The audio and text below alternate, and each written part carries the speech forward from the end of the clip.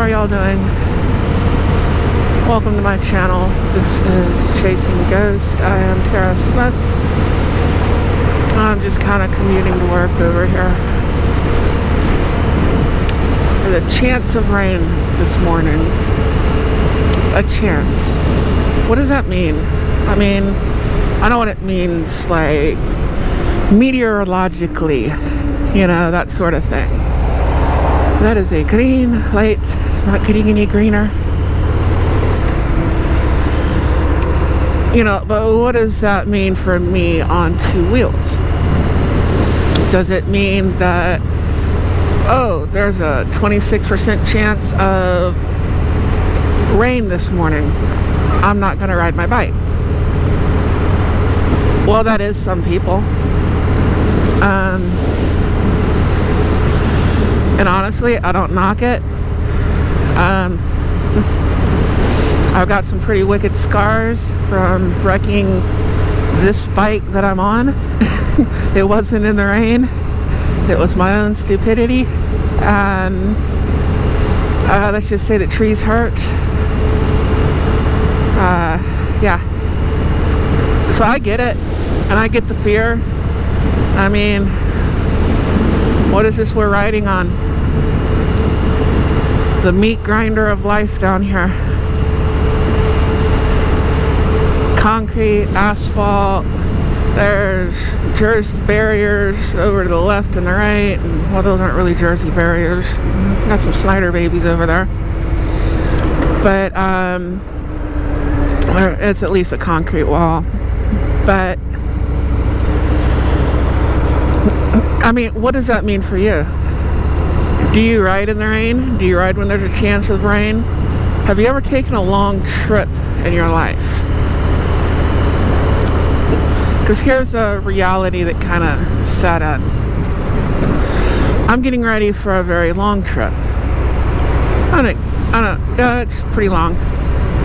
I'm going to go from basically Houston, Texas, up to the top corner of New York. I'm going to go see a few places along the way and go see a few relatives and all of that good stuff. And that's just what it is. Why is it doing that? Modern technology.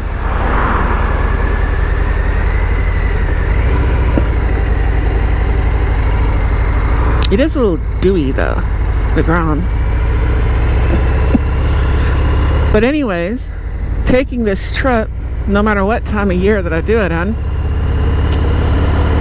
what is the likelihood I'm going to ride my motorcycle every day for 2 to 2.5 weeks? Because I'm going to go up through Arkansas and across Tennessee and up into North Carolina and around, and I might go across and go see, like, you know, the Ford Museum on the way back, which if you haven't been, it's not really about Ford. It's kind of more about Americana, and I highly suggest that you go. It'd be a great experience. But what is the likelihood that I'm going to make this trip and I'm not going to run into any rain whatsoever? It's not very likely. So then what do? Do you park under the awning at a gas station for 6 hours? Do you ride until you feel unsafe? Do you hop off the road? I mean, me personally, I would probably get under an underpass or into a gas station or something, at least till it's rained long enough to wash the oil off the road. And then I would go and I would just keep in mind that the road is a little slick. I need a little more following distance. I'm probably not going to ride as fast as I usually would. Not that I get too carried away with it anyways. I'll go fast sometimes, don't get me wrong. There's a few places on my commute that you better get up to about 80 real quick or they'll run you over. I mean, it's a 50-mile-an-hour speed zone.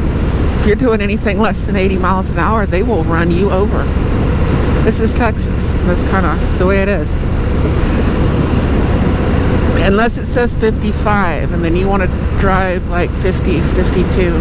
Because those small towns, they do mean business. And how you know is it'll say 70 and you'll see like immediately after it'll be like 65, 55. And there's no way in hell. I mean, you see that 70 mile an hour sign, you're coming up on a town, just start slowing down. Because if you wait till you get to that 70 mile an hour sign to start slowing down, you're not going to be under 55 when you hit that 55. And that is how these small towns make money, especially if you're from out of town. I mean, are you really going to fight it? Or are you just going to pay it and make it go away? I mean, because that's what buys all the cops new toys. Because you just want it to go away, don't you? And you're going to pay it. But anyways, what do? Do you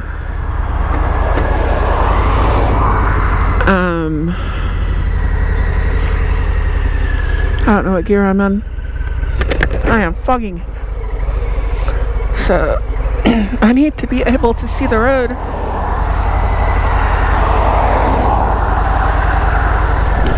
That's not that necessary. My riding scares me. I don't need to see that.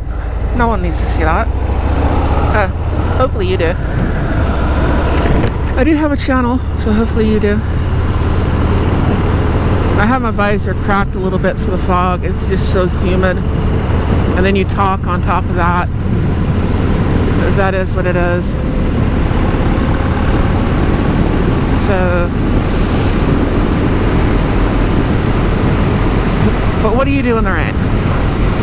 Are you the kind of rider that if there's a slight chance of rain, you park, you ride your cage for the day,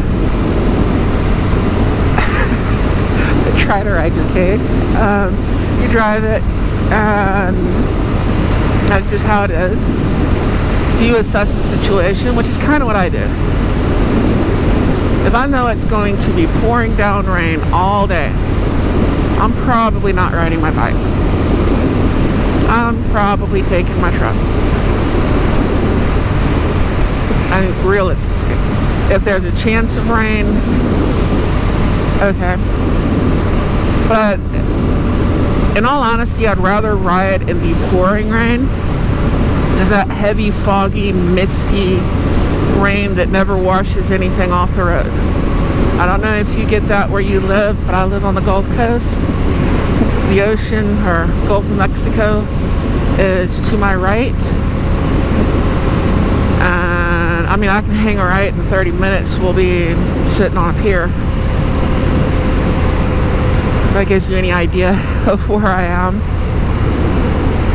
And we get like this heavy, misty fog that comes in. I don't like that. I don't like riding in that because it just makes everything so slick. And it's like the water as you're riding is just like building up on you and your bike. You can see it. It's like it's puddling on my little tool bag up there on the front. And the water forming and dripping off of it. It's kind of crazy. I don't like riding in that. I'd rather ride in pouring rain than that. Because pouring rain, I can pull off for a little bit. I can let the road get, washed off. And I can take off and just kind of use my head. Now, would I want to be on the bike that I'm on? Probably not. Not with the tires that it has on it. The stock Harley-Davidson tires for the Fat Bob. Great on a dirt road. They're pretty decent tires on asphalt. But you mix a little bit of water to it. Oh, I was trying not to hiccup. Ended up squeaking. But you mix a little bit of water with that and these tires. It's not exactly good. I mean, it can be done. There are riders with far better skill than me. I am not the most skilled rider in the world. I ride a motorcycle. Am I the best? Oh, hell no. Do I do tricks and stunts? No. I go fast every once in a while. Fast is easy. Slow is hard. Kind of a truth that we all learn when we start riding a motorcycle. And that's why there's that weird thing about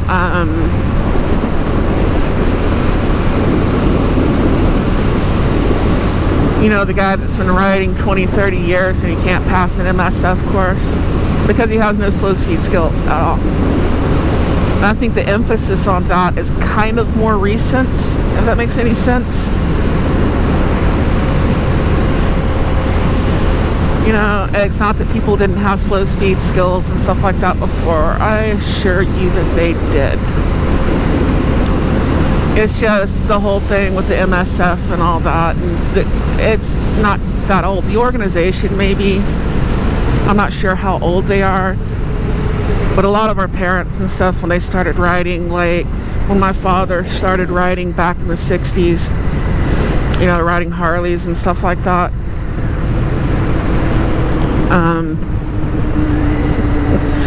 Foot position is weird. I hadn't had these pegs on here long. I was going to hit my shifter and I'm like, where is it? It's supposed to be here. Yeah, there wasn't really that kind of emphasis on training and what have you. There really kind of isn't now, depending on where you live. You don't have to take a course. The only reason a lot of people do is because they do your driving test at the MSF. And they really don't teach you how, you know, I don't know if they can though. They teach you some basics to get started with. And then you're on your way. You've never been up to freeway speeds. You've never done anything else. Hopefully you've driven a car and you're kind of familiar with traffic. This is the section of road up here that I don't want to be wet as I'm going through. But it's going to be really high crown here in a second. This is rough and the next part's really high crown.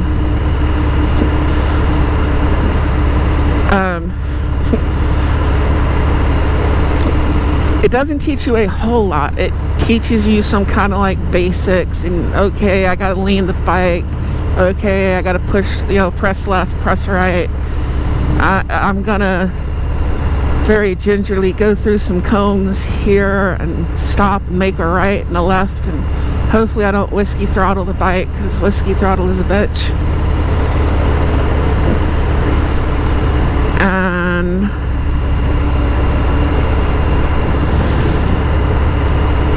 I think this guy wants to pass me. I'll try to get over so he can. If he wants to pass, pass, dude.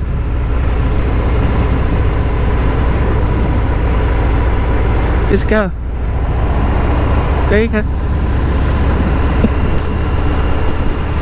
Yeah, this section of road is rough. Really high crown. It feels weird on the bike. I don't like going fast on it. I'm just doing the speed limit, man. I'm sorry. Catch me here in a few miles. I'll be doing a lot more than the speed limit. Know the road you're on, folks.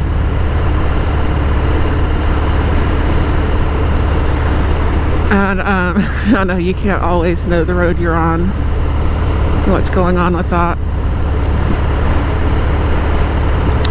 Sometimes life is just an adventure. It's an unplanned adventure. Sometimes that's good, sometimes it's not, but it all makes for a good story in the end. Even a lot of the bad stories, 10 years later when you're talking about how much it sucked with your friends, you got kind of like this badge of honor that I went through this shit. I made it out the other side. You know, so in the end, is it really that bad? Really? It's life. Just keep moving. It's basically what you gotta do, keep moving. It hurts, it sucks, keep moving. Keep fucking moving.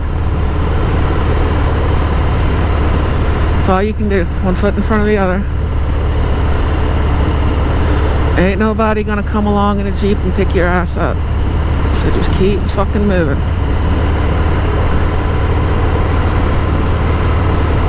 Anyways, where are we at? Oh yeah, I generally kind of look at the weather, you know, and I'm watching the weather like anybody else in the morning for work, for a few things,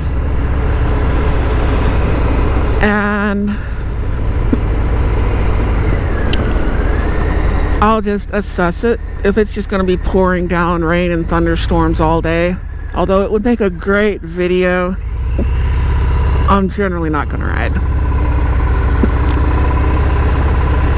Unless I just have no money to put gas in my truck, which honestly is where I'm at right now. My bank account's at -$5. I have no food, and I'm going to fill up a water bottle when I get to work so I got something to drink.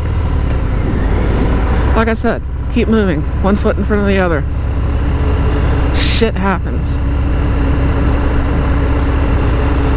I had oral surgery. I've had 4 bad weeks at work, and just took my dog to the hospital, and he didn't make it. But before they work on your dog who's dying, you know,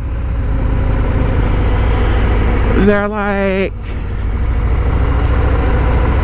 where is my road? It's up here. I know it's up here. They're like, well, I think that was my road. I'm pretty sure it was. I am pretty sure that that is my road.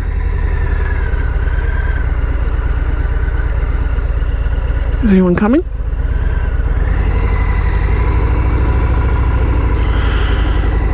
MSF course. I failed. They have their lights out? What's the deal? Oh well, if it ain't my road, we're going on an adventure. Let me see. Yes, it is my road. They have the light out. Why is the light out? That's why I missed it. There's usually a light on that sign right there. I passed it and I'm like, that looks familiar. And I'm out in the country, so I can make a little U-turn in the road. And it is a little rough, but it is what it is. No, they're like, it's $1,500 up front to even see your dog because it's an emergency situation. How do you want to pay? And they're doing all this while it's like, someone needs to be tending to my dog. Oh, it's $680 for CPR, and it's like a shot and compressions and all that, and it's $680 each time we do it. We need you initial here. Who the fuck is looking at my dog? You know? You got a payment plan, you got something, we'll figure this shit out. Just, my dog. But anyways, it's a little fresh. I'm sorry. How do you approach the possibility of rain? That's a question I'm going to ask anyone in my audience, and please feel free, and please do, because I'd love the comments, how you address weather. Whether it be rain, snow, sleet. We got Snowy Rider out there somewhere. About half my viewers will get that joke. And a possibility of ice and what have you, because I do know people who will put studs on their tires and they got like a dual sport or something like that, and they will ride in it. I personally used to ride 4-wheelers and 3-wheelers and dirt bikes in the snow out in the field and going down the road, dragging my friend on a trash can lid. You know, you gotta make them like frozen solid. You gotta keep that asshole in the snowbank, you know? That's the goal. And then they're gonna keep you in a snowbank. And you're just trying to see who can freeze the other worse. But that's another story.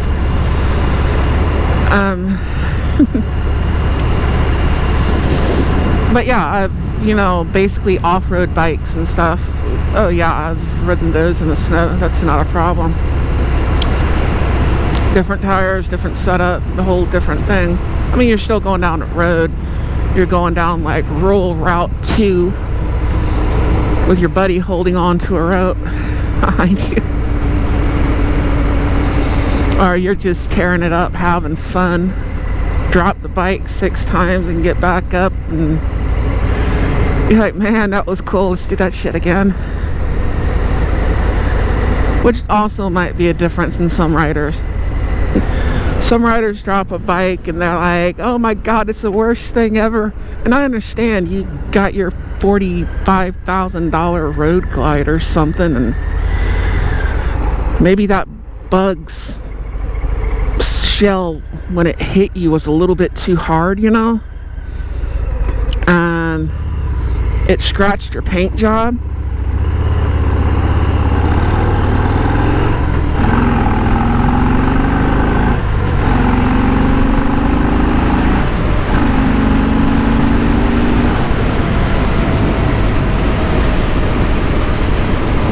I'd be upset too, you know. He spent $45,000 on $25,000 Harley-Davidson and a bug scratches it. I'd be pretty fucking pissed off too.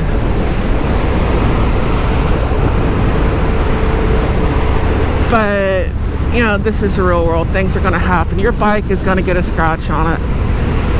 If you actually ride the bike and it doesn't just go from showroom floor to showroom floor, you're going to get a scratch on it. You're going to get all kinds of things on it. If you're a new rider, you're probably going to drop your bike. If you're an older rider, you still might drop your, you know, a more experienced rider, you still might drop your bike. If you're going off-road, you will drop your bike.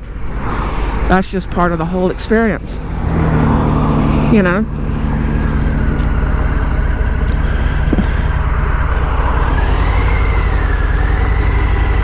Kind of a skill set thing. I was hearing, who was that? Was it Doodle? She was talking about, you know, your better riders drop their bikes a lot, and the reason that they do is they're doing some really skilled stuff. And once again, shit happens, you know.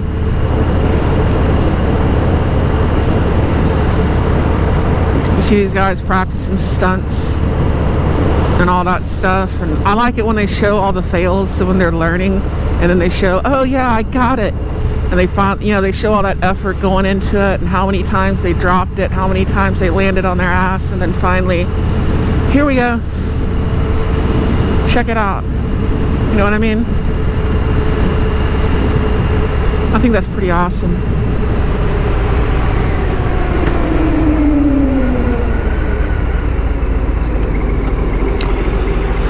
But it's not the end of the world. Which brings me back to rain and wet weather. Like the area I'm in right now, I think they said like 26% chance. One station said 24, one said 26. It is whatever it's going to be. That's kind of the way I look at it. It's not going to be raining all day. Where the hell is my kickstand? I can't afford gas in my pickup right now. So I'm on the bike. But anyways, let me know what y'all think. What's your opinion? What do you do? Do you ride in the rain? What weather won't you ride in? How do you determine whether you're going to ride or not? And I will catch you later. So adios, vaya con Dios, ciao, all that good shit. And y'all are awesome. I'll catch you later.